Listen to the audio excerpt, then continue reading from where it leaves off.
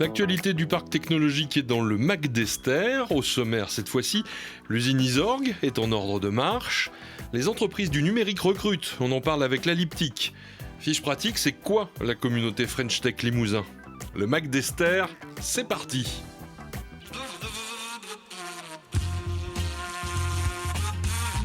Isorg, toujours grenobloise, est désormais également limougeaude. Lancé en 2015, le chantier de l'usine est achevé depuis quelques temps, mais c'est au cœur du bâtiment que les travaux se poursuivent, autour et dans une salle blanche très spéciale. On développe des technologies avec dépôt de couches nanométriques. À côté, c'est donc une salle blanche. Le principe de la salle blanche, c'est une filtration de l'air, un renouvellement de l'air pour maintenir une température, une hygrométrie, mais surtout l'absence de particules, l'absence de la moindre poussière. Donc, pour se rendre compte un peu du fonctionnement, c'est toutes les 2 minutes, on brasse l'air de l'ensemble de la salle. Il y a 900 mètres carrés au sol, et toutes les 6 minutes, la totalité de l'air est totalement remplacée. Et nous développons des technologies de capteurs en électronique imprimée pour des marchés tels que la biométrie et l'industrie. Qu'est-ce qui a été l'élément déclencheur de votre installation à Limoges ? Depuis le départ du projet, nous avions une ambition industrielle. Donc nous voulions développer une technologie et la produire en France. Donc très rapidement s'est posé la question de l'infrastructure. L'infrastructure, c'est-à-dire un bâtiment d'exploitation avec une salle blanche notamment, et des équipements dédiés, équipements qu'il fallait également développer. Et Limoges, dans notre recherche, a été le lieu où nous avons trouvé un accueil formidable, un accompagnement des équipes au niveau de la région, et le souhait de participer à ce projet, de contribuer à ce projet et au développement du territoire. L'arrivée d'Isorg à Limoges n'est pas due au hasard, des liens existaient déjà entre l'entreprise et des structures locales. Nous avions déjà des collaborations et des relations avec le laboratoire XLIM de Limoges et certains acteurs aussi entrepreneurs de Limoges qui étaient dans les biens d'équipement, dans l'électronique imprimée et tout ce qui était autour de l'optique. Et par ailleurs, nous étions également en relation avec Bordeaux. Et on a vu par la suite, puisque ce n'était pas encore le moment quand on a pris notre décision en 2014, mais que le lien était important. Et très vite, ça s'est constitué en disant à Bordeaux la R&D également et le site de production à Limoges. Alors que les derniers réglages de l'outil de production sont en cours, le produit définitif a passé ses tests haut la main. Donc le principe déjà, on parle d'électronique imprimée, donc on imprime. Et on imprime sur des surfaces qui sont plastiques, ouvertes. Donc on voit l'aspect souple et conformable, la finesse aussi, c'est un des avantages, et une notion de surface où on peut faire un design à la façon. Donc ce type de produit-là, c'est pour faire un capteur d'image. On peut appeler ça aussi un scanner à plat. Cette technologie de capteur optique, de caméra en fait, c'est une caméra, on peut l'intégrer, notamment on vise le marché du smartphone. On a un niveau de résolution, une définition, qui permet de prendre l'empreinte digitale. L'idée même de dire on est capable d'apporter une sécurité supplémentaire pour des transactions, pour des applications, en utilisant son smartphone, c'est-à-dire en posant les doigts n'importe où sur l'écran de son smartphone. Voilà, ça c'est une innovation très forte. Aujourd'hui, ça n'existe pas sur le marché. Et comme on voit la montée en puissance incroyable des transactions par téléphone, on a besoin de cette identification. Mais c'est quoi la sécurité? C'est donner accès, donc ça peut être l'informatique, ça peut être les tablettes, les ordinateurs, ça peut être les bâtiments, ça peut être la sécurité aux frontières. Après, il y a d'autres aspects dont on parle moins, c'est l'aspect interface. En fait, un capteur, c'est une interface. Ça veut dire qu'on peut intégrer ces éléments-là pour dire je fais des variateurs. Je peux avoir un variateur intégré à du plastique, ça veut dire aussi on est à la croisée entre le plastique et l'électronique, donc ça veut dire on fonctionnalise des surfaces, donc on peut faire des variateurs interfaces intégrés, par exemple dans un habitacle de véhicules. Aujourd'hui installée, Isorg devient à son tour ambassadrice de Limoges pour en assurer la notoriété et une visibilité internationale. Pourquoi Limoges? C'est systématiquement la question, puisque au niveau national, international, mais ne serait-ce qu'au niveau national, Limoges est peu connu.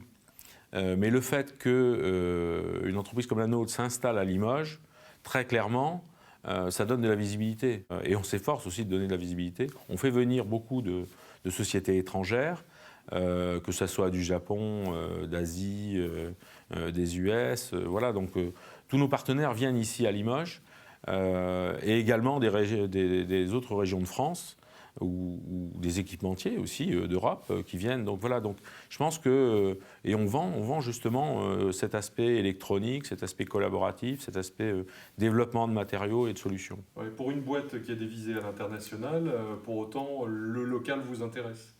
Ah mais le local est fondamental.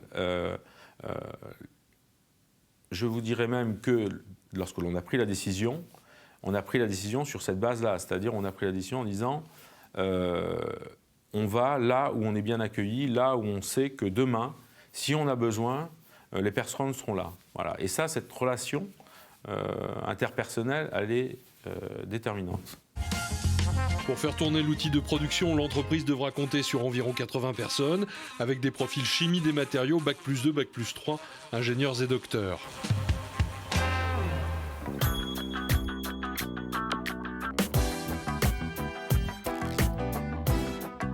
Plus d'offres d'emploi que de candidats, c'est le constat des entreprises du numérique en Limousin.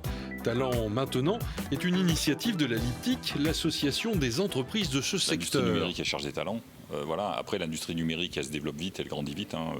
L'effectif de la branche grandit 14% par an en Nouvelle-Aquitaine, donc ça va très très vite. Et ça va plus vite en fait que ce que les instituts d'enseignement supérieur, les écoles, les universités sont capables de faire, puisqu'ils ne grandissent que de 4% par an. Donc le fossé se creuse.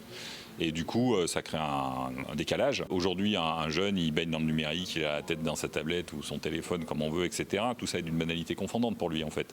Donc c'est pas très excitant, c'est pas super éclatant. Ça se trouve, papa ou maman est déjà dans ce business, donc non, ça va pas de pair. Après, on a un souci majeur qui est qu'on a un défaut d'attractivité des filles. Les jeunes femmes ne sont pas présentes dans les filières par rapport à les filières technologiques. Bon, on est fautif parce qu'on n'a pas été bon globalement pour les maintenir et les attirer. Et il y a une gentrification masculine très prononcée des métiers techniques. Donc si on se coupe de la moitié de l'humanité, ça ne va pas arranger le niveau d'attractivité. L'objectif de cette opération, c'est de proposer un moment de rencontre. La rentrée scolaire rentrée académique étant déjà bien amorcée, un moment de rencontre entre les organismes de formation qui ont encore des places à proposer, et pour certains des entreprises en attente de profils d'alternants, les jeunes diplômés ou talents du numérique, d'où le nom, et les entreprises. C'est des profils assez divers. On a un certain nombre de jeunes diplômés, de gens qui sortent de formations X ou Y proposées sur le territoire, la plupart du temps des formations de grande qualité, mais qui n'ont pas forcément trouvé encore de chaussures à leurs pieds, d'entreprises d'accueil ou de poursuite de formation pour on va dire, aller aboutir dans leur projet professionnel. Si les filières de formation et les niveaux sont à la fois présents en nombre et de qualité, il y a des talents autodidactes qui œuvrent dans le secteur. Ils sont évidemment difficiles à identifier parce qu'ils ne sortent pas par flux d'organismes de formation bien identifiés, mais il y en a.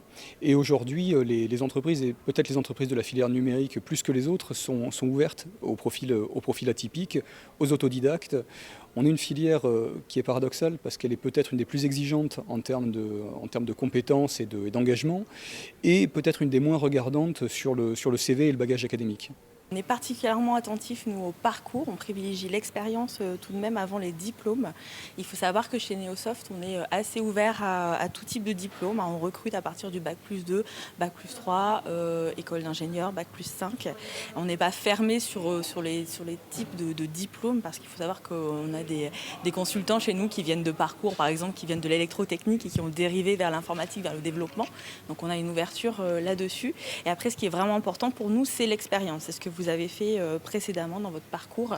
Même en tant que jeune diplômé, il y a ce que vous avez fait par exemple en stage ou en alternance qui est important. Et pour des profils plus seniors, tout votre parcours professionnel, on regarde les projets sur lesquels vous avez travaillé, les technologies, c'est très important. Si vous avez été amené à travailler en équipe, tout cela rentre en compte dans le recrutement. Pour des tout petits studios, des toutes petites entités, c'est plus difficile. Et là, le rôle du cluster qui est la LIPTIC, de rassembler tout le monde et de travailler la mutualisation et de jouer collectif, c'est important pour amener tout ce parc à aussi regarder ces opportunités et à résoudre ces problèmes. Quand vous avez un patron d'une petite agence ou d'une petite SS2I qui vont voir, ah là, j'ai du mal à recruter, j'arrive pas à trouver, etc. Bah oui, mais écoute, on va structurer une démarche, on va te faire avancer dans ta tête et on va t'amener à regarder un peu plus loin que le court terme, parce que oui, quand tu ouvres la porte, il n'y a personne sur le paillasson, mais ça c'est valable pour tout le monde. Parfois peu lisible dans les réseaux grand public, l'offre et la demande numérique sont connues et travaillées par l'association. Plusieurs centaines de candidats et d'offres qui transitent sur le site de la Liptic à notre petit niveau et avec une lisibilité qu'on a sur la filière numérique, on cherche à faire matcher des candidats, des talents et des entreprises. On propose également un certain nombre d'offres de formation, de spécialisation ou de renforcement des compétences pour augmenter, développer cette employabilité des talents du territoire.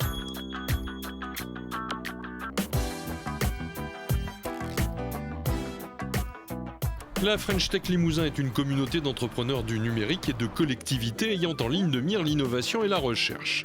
Désormais, toute start-up peut adhérer, plus besoin d'être issue des technologies et du numérique.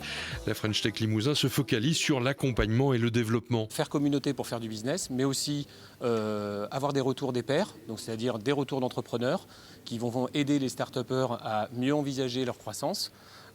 Et ensuite, on a toute une logique justement aussi d'événementiel qu'on veut développer autour de ça. Un jeune entrepreneur il a besoin d'un meilleur accès au financement, il a besoin d'accélérer sa croissance, il a besoin de conseils de ses pairs, et pour ces trois éléments-là, eh bien, la French Tech peut l'aider. La communauté de start-upers et de soutien de la French Tech peut évidemment l'accompagner dans le Limousin et lui donner accès au niveau national à une communauté d'entrepreneurs élargie et au niveau international également à une communauté d'entrepreneurs s'il envisage sa croissance à l'international. La French Tech, c'est une communauté d'entrepreneurs qui ont eux-mêmes eu accès à des financements et qui donc peuvent expliquer à un nouvel entrepreneur comment